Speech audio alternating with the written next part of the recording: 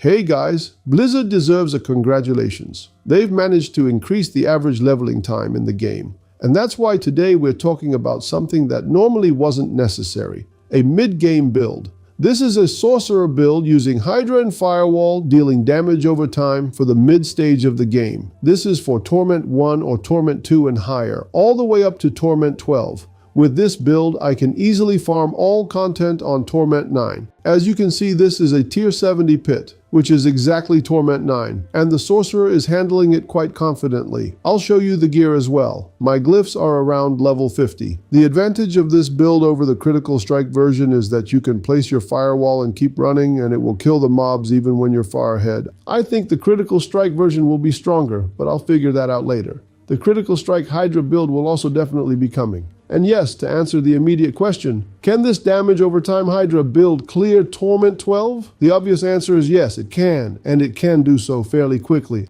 I want to apologize. I made a mistake in the previous video about the starter build regarding targeted farming of aspects in Nightmare Dungeons.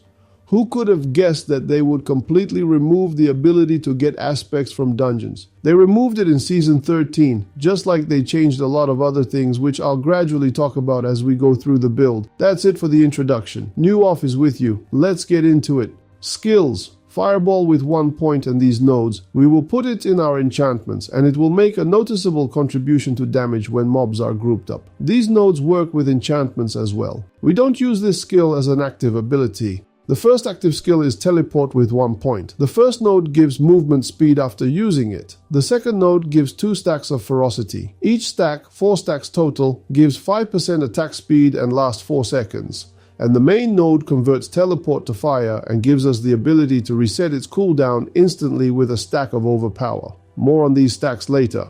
Frost Nova is leveled with 1 point and these nodes, 1 for size, 1 for vulnerable, and 1 for a second explosion. All of these will work with the Nagutul runeword. The runeword triggers quite often and helps a lot in gameplay. We max out our main damage skill, Hydra. The nodes are 1 additional head for every 3 stacks of Overpower, increased attack speed at the cost of slightly reduced Hydra duration, and a node that converts Hydra's damage into damage over time. I should note that after the expansion, Hydra requires mana. The next skill is Familiar.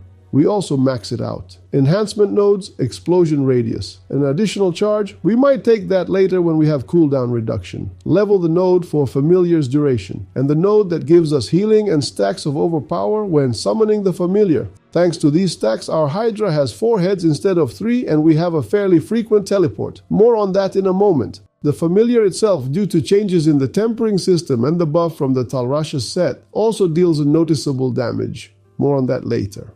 Ice Blades with these nodes each taken. The point of Ice Blades is that they don't require mana. They freeze enemies, make them vulnerable, and also deal a bit damage. Additionally, they activate the Talrasha set.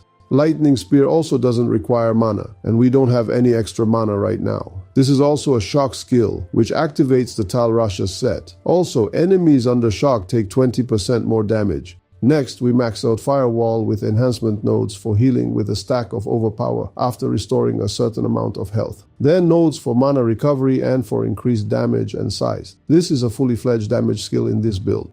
The rotation is simple. Use Ice Blades, Familiar, and Lightning Spear on cooldown. Place Hydra and Firewall in packs of mobs. If you aren't pushing too high, put them into different packs and then run ahead. Hydra is traditionally strong against single targets. Firewall's damage stacks from multiple walls at once, leading to colossal total damage.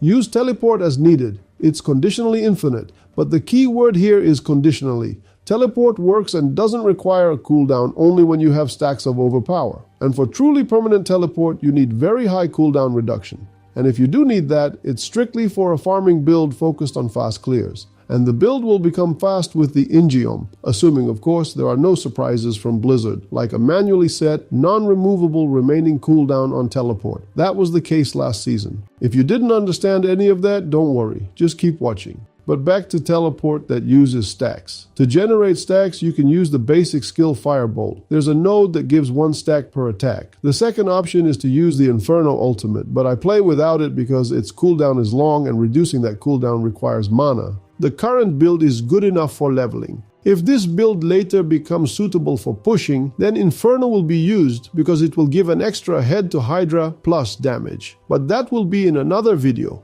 Enchantments. Fireball explodes all corpses, dealing good damage to trash. By the way, if you level this skill in the skill tree, this passive explosion damage increases. Just keeping you informed. This damage isn't super critical for us. I mean, it is important, but it's not a priority.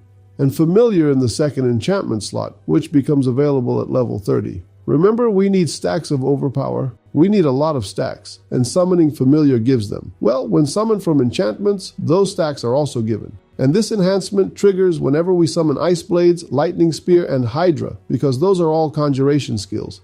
Talismans. While leveling, you can use any combinations. I tested many, and Tal Rasha set feels best. The set helps us spam Firewall and boosts all elements. Surprisingly enough, trash is killed quite easily even by the Ice Blades and Lightning Spear that are buffed by this set. There's also a set for damage over time, but it feels like it gives less damage because its maximum bonus drops off. Runewords. Nagu and Thul work great with summons. The Frost Nova enhancements in the skill tree also work with the rune word. Neo plus Vex also works well. That's our second rune word.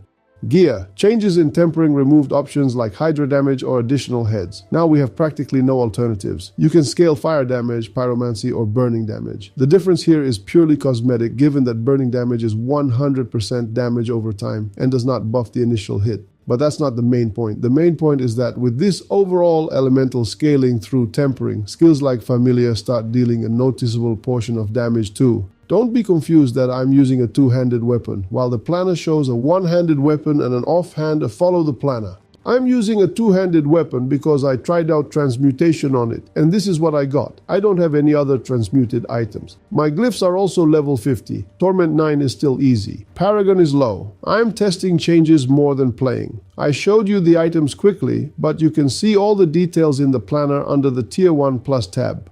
Aspects are as follows. On the helmet, put the aspect that increases armor. Chest, damage reduction while having a barrier. Barrier is always active due to pants. Gloves, damage while having a barrier. Pants, barrier after using a health potion and allow using it at full health. Boots, pull enemies and increase damage to them. Weapon, core aspect gives +1 to conjuration skills. Familiar, blade, spear, Hydra, and increases their damage multiplicatively. Amulet, makes Hydra a core skill and increases its damage multiplicatively. Hydra attacks also explode. The aspect on the new ring is none other than the key passive from the old skill tree. The damage itself is purely nominal, but the damage buff is huge. The aspect on the second ring gives additional damage. On the offhand, there is an aspect that buffs damage if we are healthy. Healthy means above 80% health.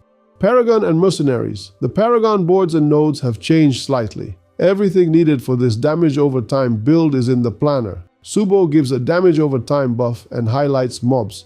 Raher remains unchanged. The planner doesn't have the right option right now. Looks like it broke, but his Bastion activation when crowd control is applied to you still works. A critical version will be made after testing this one in late game and pushing. The build will be improved over time. Updates will be maintained.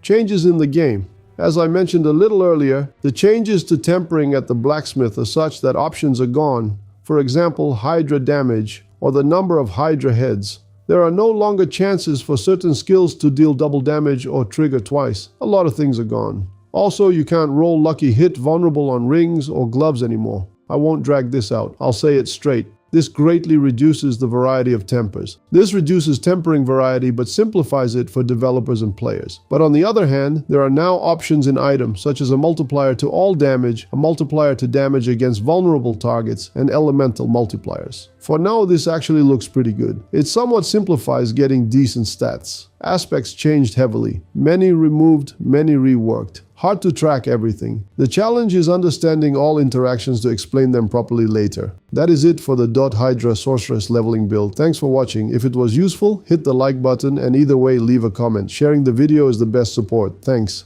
Bye.